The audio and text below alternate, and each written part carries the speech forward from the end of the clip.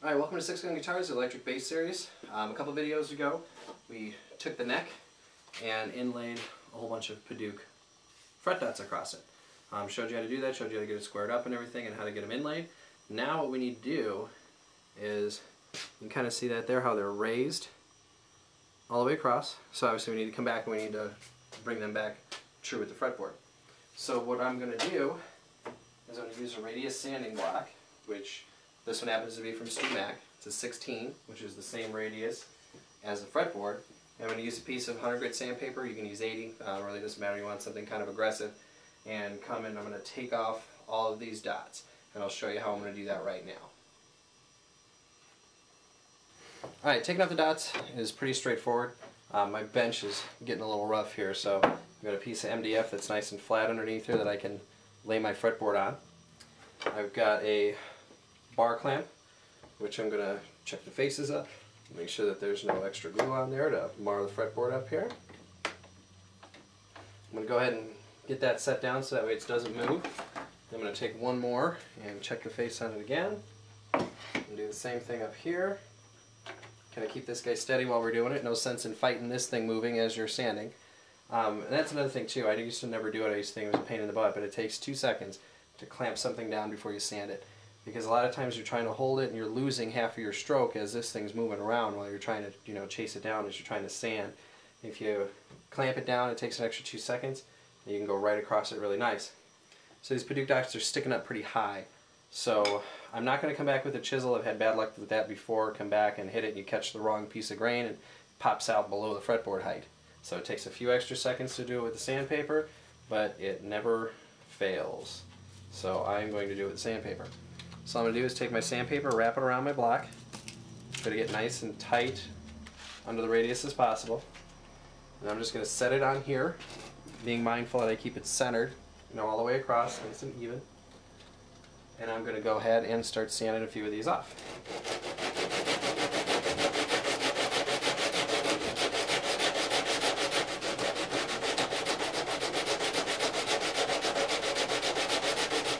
I'm not going to bore you with this whole procedure, but you can see as we're looking at all this dust showing up right here and all this dust on here, it is going to go very, very quickly with this thing. So I'm going to go ahead and finish this up off camera, and then we'll kind of come back to it here in a second for fretting. Alright, so I went across it and I took the sandpaper here, and you can see that it's nice and smooth all the way along. Okay, came out pretty nice. So what I'm going to do now, before I fret it, I'm going to get a piece of my fret wire, and I'm going to check the end to make sure there's nothing hanging down, and it's a nice regular T-shaped end and nothing's crimped over or anything like that. And what I'm going to do is, because these are pre-cut slots, I'm going to take this wire and I'll put it right on the edge, and you can kind of see how that is right there. So it's sitting right on the edge, and the whole point of this is you drag the wire all the way along.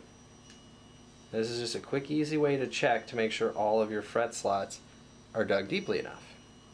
And as I was checking this one, the other side is fine, but on this side, 24, 23, 22, 21, yeah, 21, 22, 23, and 24, all of those slots aren't deep enough. So what would happen if you just went ahead and pounded the fret wire into this thing, these would be higher. These are going to be your buzz points when you start fretting these frets that are right up here. So what I'm going to do now is I'm going to go back to the bench. I'm going to take just my regular fret saw, go ahead and saw those out, get them down to the right depth, so that way everything is going to work out when we go to fret this instrument. And then I will go ahead and start fretting it. Alright, the next thing that I'm going to do here before fretting is I'm going to cut all my fret wire. Now the way that I do this, I've got an end nipper here, and what I did is a little bit different to this. You can kind of see it there. My end nipper nips real flat here. There's no indent. There used to be a lot more metal here, and I went ahead and ground that down. You can do that on a grinder. I did it on a belt sander. So the nip on here is really precise, so it doesn't leave a whole lot of wire behind. So what I'm going to do is I just start at 1 and I work my way all the way down to 24. I like to cut them all and just kind of leave them on the bench here as we're going. You lay this across here, so that way there's a little bit hanging over on this side and a little bit hanging over on this side. And you go ahead and line it up Get the nippers nice and close to where it needs to be, and cut it. Now sometimes you're going to get a little bit of end deformation, and you can kind of see that here. You know, if you do get that, you just need to check and go ahead and line it back up. Line it back up and check to make sure that your ends can actually go in. And this fret wire is already kind of pre-curved a little bit. I ran it through the fret bender just a moment ago. So stuff's already curved a little bit, it should go in pretty nice, but that one's going to fit, so that little end deformation really isn't much of an issue. So go ahead and set that one down. Proceed to number 2. I'll try to get on here really even this time.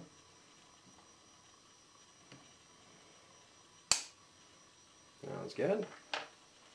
And then number 3.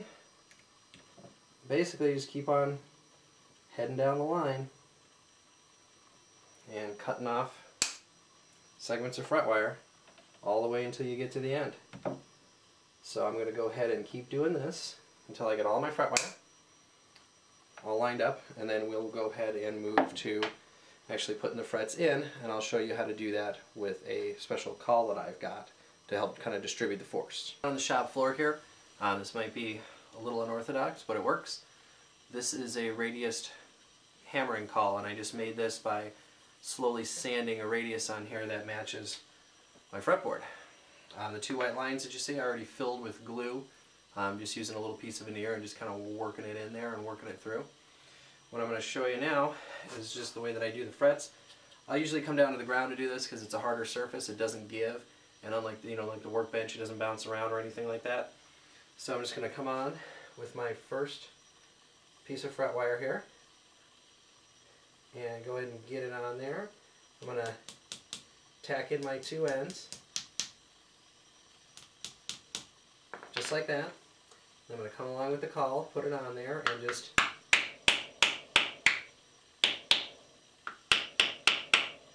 give it a couple hits.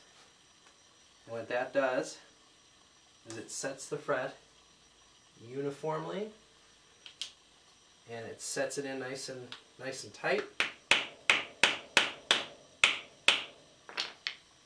And the glue squeeze out is easily removed with a wet rag.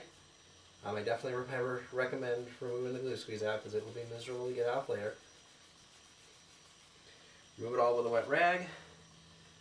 Go ahead and check the end to make sure it's seated well, and it looks like it is. And then I'll go ahead and move to the next one. Actually, I'll get rid of a little bit of that squeeze out right now. Go ahead and move to number 2.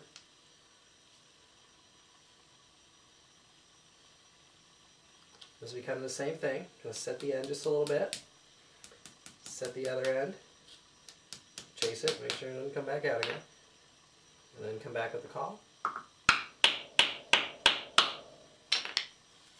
And set it in. And it gives you a really, really nice dead even set without any gaps or anything. So I'm going to go ahead and fret the rest of this now. Alright, so the fretboard is done, as you can see here. And all the frets on it, the edges still need to be trimmed, and I'll show you how we do that on the belt sander, actually. Coming up probably later on in another video.